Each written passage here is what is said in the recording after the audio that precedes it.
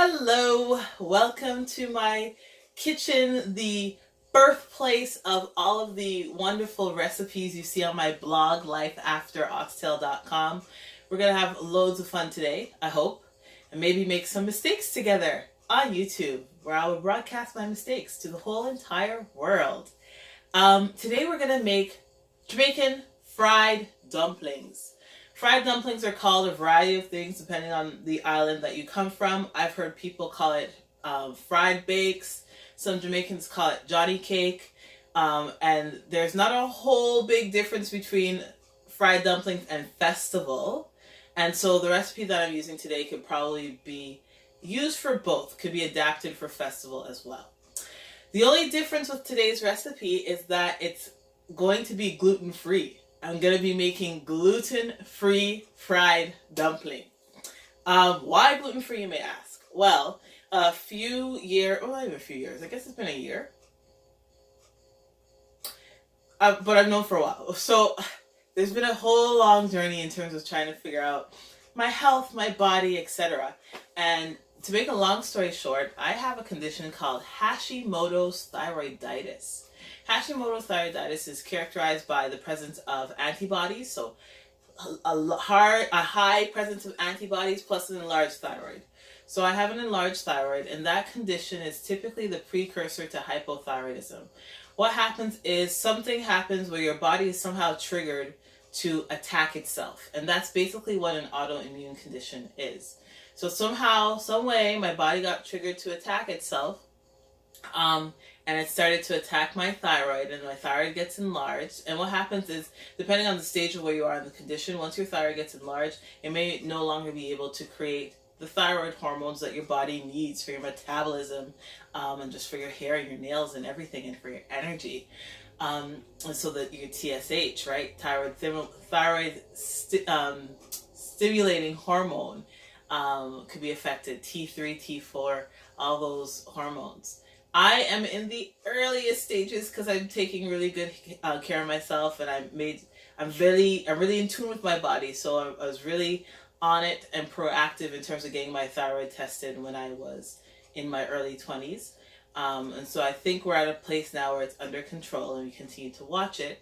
But in terms of what that means for what I'm eating, apparently when it comes to a lot of autoimmune conditions, and especially Hashimoto's, it is recommended that you refrain from eating gluten, and gluten is found in wheat products. So that's why I basically have a gluten-free life.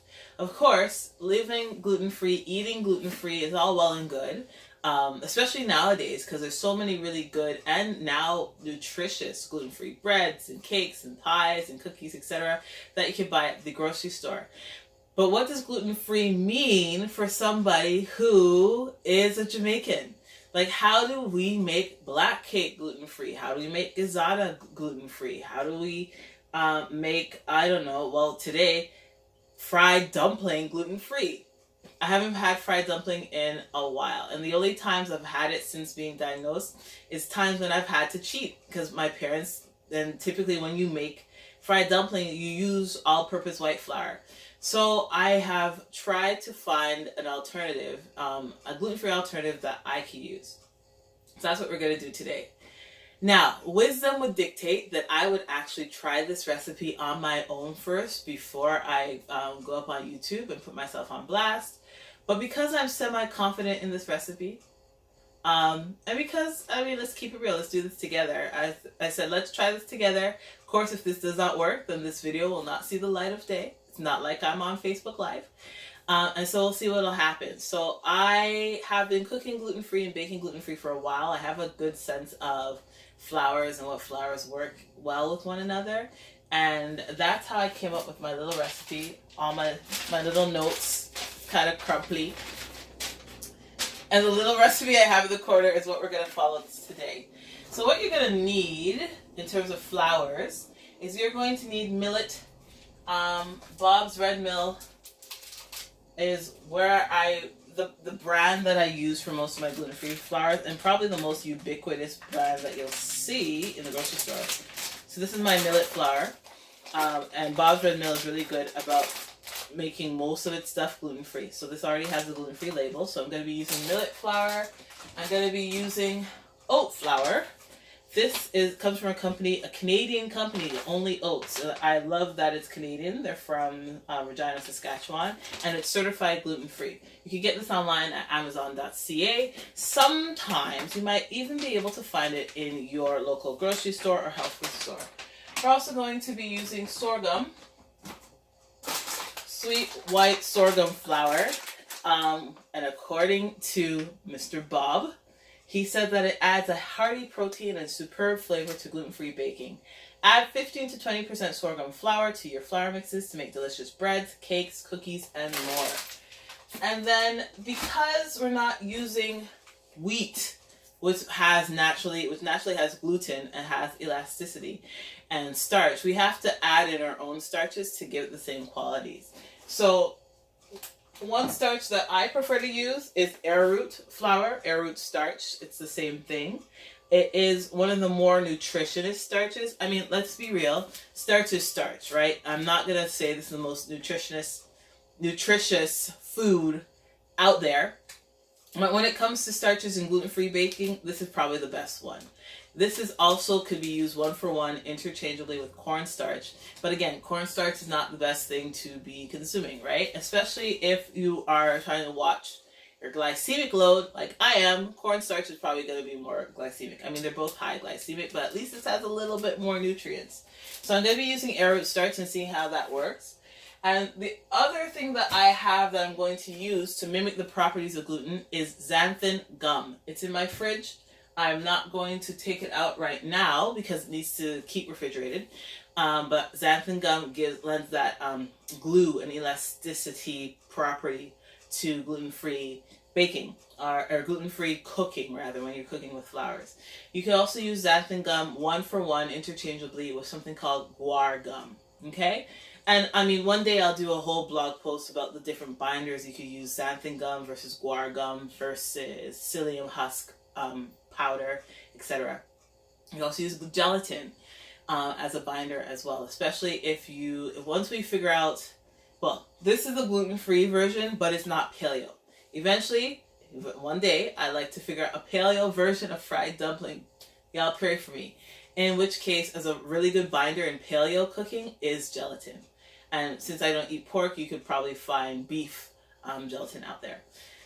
So I think I told you all I need to tell you. Let's get started. And as you've seen in other videos, my disclaimer, like I always say, in an ideal world, I would just, stand in front of you and have my little island and I'd be doing this in front of you. But because I don't have that kind of kitchen, I'm going to turn my back and talk. And hopefully that'll work out too. Okay? I'm going to need scissors because some of these need to be opened. Okay, so my recipe calls for 1 cup of millet. So I'm going to take my millet and measure out 1 cup. I am not the most exact cook, right? So oftentimes when you see people measuring things, I use my finger because I'm the only one eating these dumplings. Oftentimes we see people measuring things, they are really good about sifting and stuff. Me, I don't really care. So I have my cup of millet. And then I have a cup of sorghum. I'm going to use this that's left over so I can get rid of this. Boy, I hope this recipe works. Okay, so cup of sorghum. Oh, I just made it. Just made it. This is just a little under a cup. But I will probably not open up the other package simply because I am lazy. And I don't like opening up another package. Like, this is almost a cup. See, when I tell you I'm not exact, this is about 3/4 cup. Is that going to make a difference? I don't know. We shall see. We shall see. This is the first time I'm doing this, so we shall see. Let's put this away. Okay, and then I have here 1/2 cup of arrowroot. So I'm just going to use the same, measuring cup. This is like my most This one is always spilling around everywhere. Half a cup. Oops, that was not half a cup.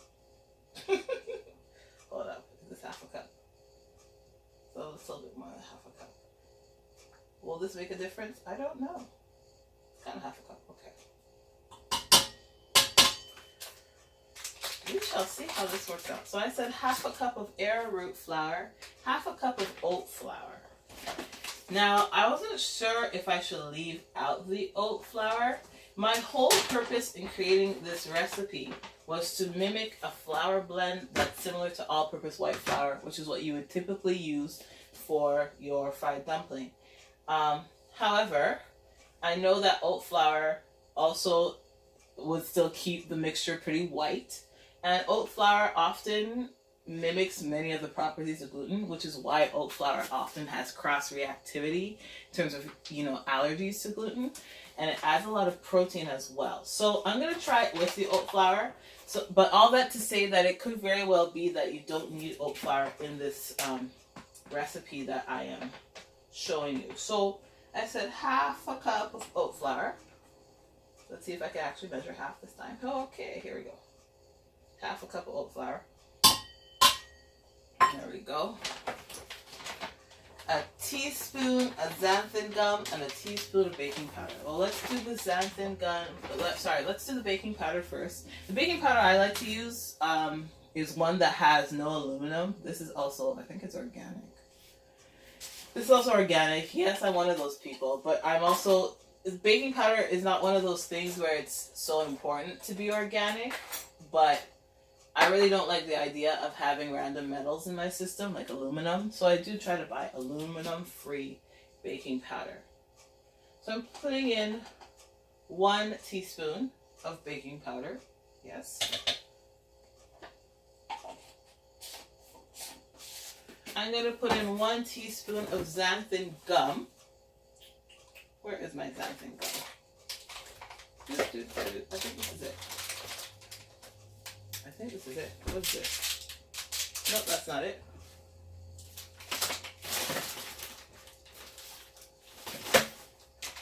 Oh, right there. Hiding behind stuff in the freezer. 1 teaspoon of xanthan gum.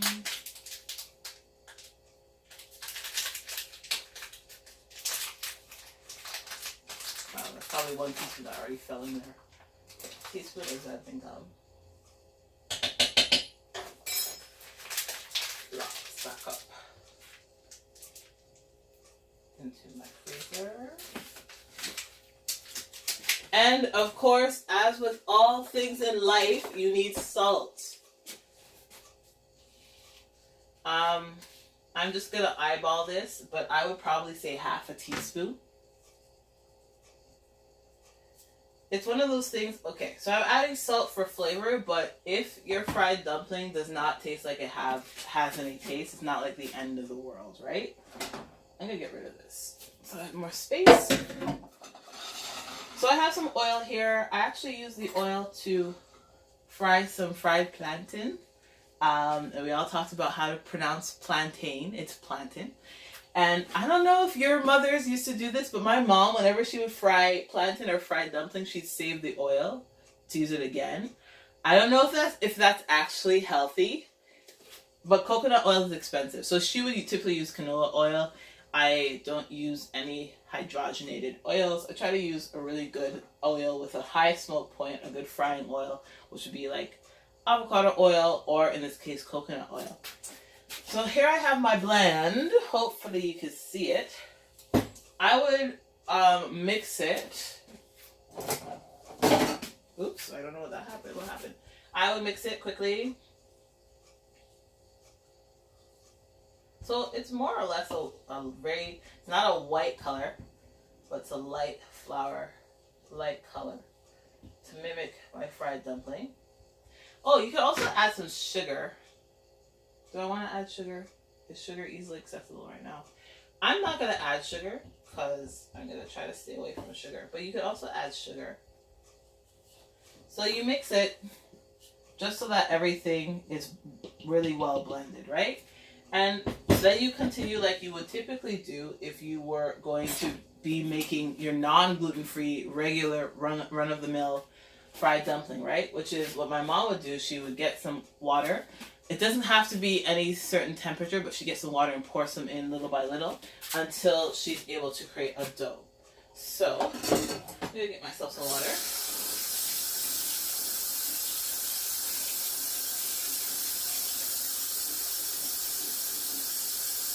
Because the last thing you want to do is create a soup. This is supposed to be a sticky enough dough that you could ball up and put into the frying pan. The thing with gluten-free flours is also because there isn't a lot of gluten, it's not like you have to do a whole lot of kneading either. But I'm just pouring in little by little. I hope to God this works. It should. I am confident. Pouring little by little. I want it to be clumpy. I don't want it to be dry, but I do want to be able to form balls. Little balls. So I can put them in my frying pan. Man, if this works, I will be so happy. Because that means I can have fried dumpling again. So I'm almost there. Almost there. You know what sucks is when you're doing this and then you have an itch in your hair and you can't itch it. Yeah, that's what sucks. Okay. I think that's just about enough water. Again, my cooking is not an exact science. Yeah, I think that's enough water. So I wish I had measured how much water I used, and I didn't. But, again, it's one of those things where you just try. Just put a tip more. Okay. This way. One of those things where I didn't measure it. You just pour in little by little and you see what happens, right? So, this is... You see this? You see how I'm able to more or less pick up all the dough? This is the type of consistency you want, right? Just like when you're making regular fried dumpling. I'm going to start warming up my oil. When you're making fried dumpling, it's just like the name suggests. You're actually frying the dumpling, right? So you do want a good amount of oil. I'm very happy with this dough. I just hope to God that I hope to God this works. So now you're going to start creating little balls. This is the worst part. All that dough on your finger. You're going to create little balls. It doesn't matter how big your dumplings are, right? It's just, that's personal preference. I should tell you, I remember growing up, my mother's go-to food, if she doesn't know what to give us for lunch or breakfast, is fried dumpling. So sometimes I have fried dumpling for lunch, and I take it to school, and people would ask me, when I was in elementary school, people would ask me, well, what do you have for lunch? And I would say, dumpling. And because I went to school with mostly Chinese people, I grew up in Agincourt in Scarborough, Toronto, Ontario. So when I would say dumpling, my friends would say, oh, okay, what's inside? And I'd be like, what? There's supposed to be something inside? So Jamaican dumplings are different than dumplings from other, I guess, cultural ethnic groups. We don't put anything inside our dumpling. It's just basically fried dough. Basically fried dough, and it's like a side dish, right? This is like the equivalent to like biscuits and like American Southern cooking. So I think my oil should be warm enough. No, it's not. Oh, yeah, kind of.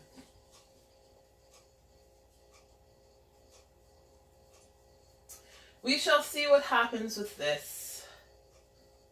And if this doesn't work, that's okay. We just tweak the recipe, yes? We just try to figure out what we ought to do next time. It's one of those things where you want to work relatively quickly. You don't want to have the dough dry out. I have my fire set at like 7, so like medium high. Once I have all my dumplings in there, I'll turn it down so that it doesn't burn. So years of making dumplings, of course not gluten-free versions, but the regular dumplings, have taught me not to cook dumplings on high because they will burn before they cook.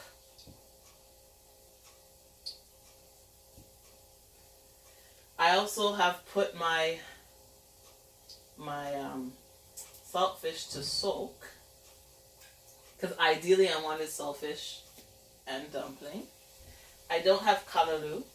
Typically, yeah, how would we eat dumplings? I'm glad you asked. So typically, you have dumpling for breakfast with some ackee and saltfish and callaloo. It's very hard to find callaloo outside of Jamaica. So usually if you are able to find it in Canada or the States, it's in a canned version. You would find in the international food aisle of your grocery store. My mother used to, this can make, what, two? Can make two. My mother used to grow callaloo in our backyard when we were growing up. So if you're able to find callaloo seeds, then that would be ideal. But the best substitute for callaloo, if you can't find it, would be spinach or kale chopped up and steamed, right? Because callaloo is a deep green vegetable. So here we have, okay, so they're fried nicely. I'm going to turn it down to 6. Nothing is left in my bowl. I'm going to wash my hands. I'm going to see what happens.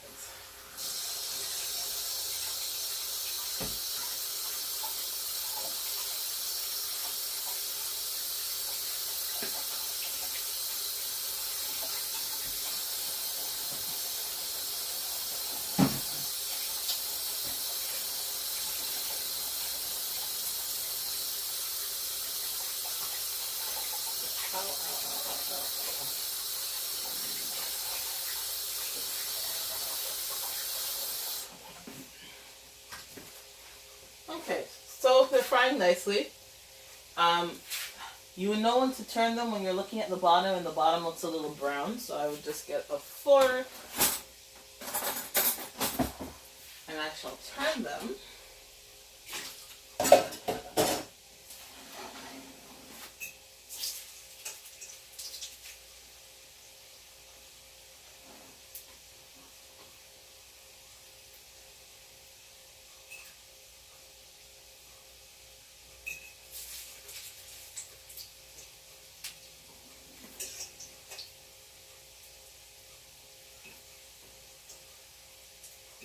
So you want to turn them, you have to turn them several times so that each side gets nice and brown.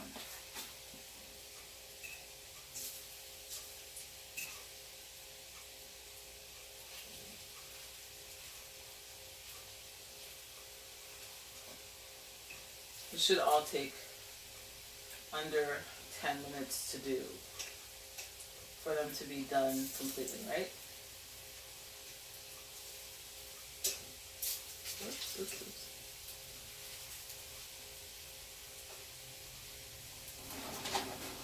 So I don't know if you could see that, but they're getting nice and brown. They honestly look more or less like they would typically do, like the regular ones. So I'm excited. Hercules, Hercules. What shall we do in the meantime? Do you want me to regale you of the stories of my childhood? I have no stories from my childhood to tell you.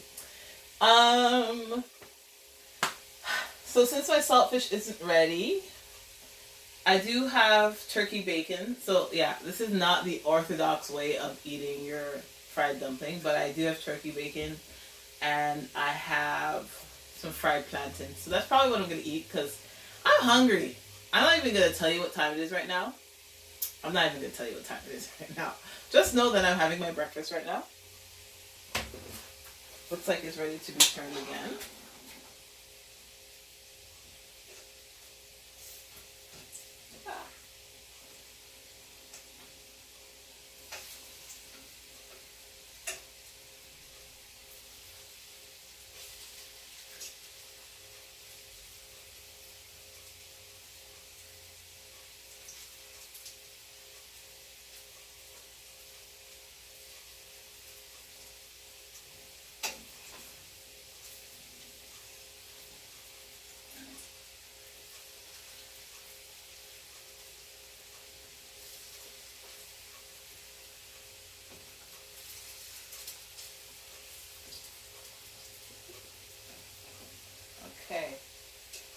almost done. I'm just turning them on their side. Let's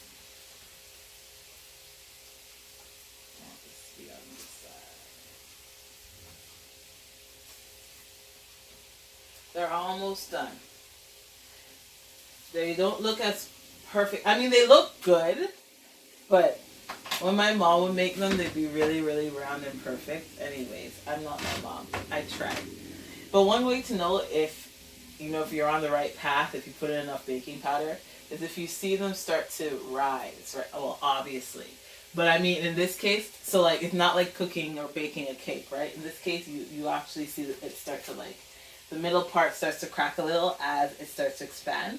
So that's how you know, okay, you might be going on the right page, on the right route. I tell you, I'm very proud of myself. Not only for the dumpling and how they're coming along, but it is an act of bravery to try a recipe you've never tried for the first time and put it on YouTube. And it's an act of bravery to be doing this, to be cooking on YouTube to begin with, right? Because I think to myself, who's most likely to watch these videos? I think we're pretty much done. Who's most likely to watch this video? West Indian people. Who are the most judgmental people in the world? West Indian people. So I really feel like I'm opening myself up to criticism. I can imagine somebody saying, a social roll the dumpling done, or something like that. That to make it. That's not how you do it. That's how you do it. Blah blah blah. So this is me doing it my way, like Frank Sinatra said. I think they look really good. Another sign to know if you're doing this properly is if you don't smell anything burning. If you smell something burning, that means something is indeed burning. I'm going to get a plate. Here's the moment of truth. I'm going to take one of these bad boys. I'm going to cut into it. And we'll see if it has the fluffy white quality that your fried dumplings typically have.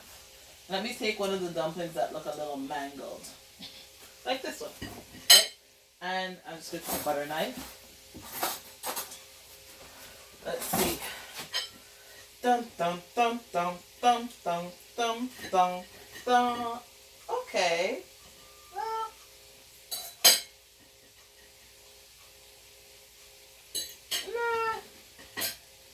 not bad. Not bad at all. Not bad at all. I need to, something went into my apron. I need to work on the recipe just a little bit, but this one needs to fry a little bit more. That's how it is. Sorry, talking food in my mouth. But they taste like they're supposed to. I'm quite happy. Crispy on the outside. Whoops, that one needed to be turned. Crispy on the outside and soft on the inside. When I would do this like the regular way, making regular fried dumpling, it would be always hard to keep it on one side, but I'll show you. Not bad. This will do. This will do. I think it could perfect it a little bit more so that it becomes... this one needed to be cooked just a little bit more. But given the outside part, I think I did well. Oh, let me just turn this up just a little bit quicker. It's pretty good. Yeah, this is it. This is it. I'm happy. You see? Caramely, white on the inside, crispy on the outside.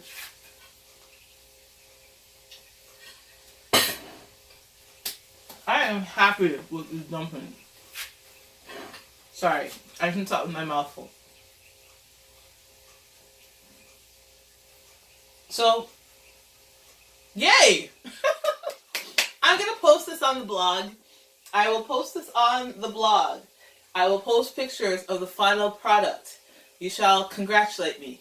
We shall be happy together, and we shall feast. Now I'm gonna, you know what I'm honestly gonna do? I'm gonna take 2 pieces of my turkey bacon.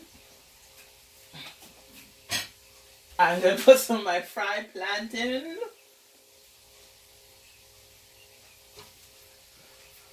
I have callaloo somewhere. No, I actually don't have callaloo. I have spinach. There we go. This is really meager, but I'm really hungry. So, turkey bacon, plantain, mixed plantain, gluten-free fried dumpling. I say I did pretty damn well for myself. So, let's turn this off now before they butt up, like they are right now. We did it! Thank you for watching. Recipe will be on the blog. Come back again so we can cook together and see. Even if I made a mistake, life is about trying things out, experimenting, and being creative. Thank you for joining me on this kitchen adventure, and I hope to talk to you soon. Bye.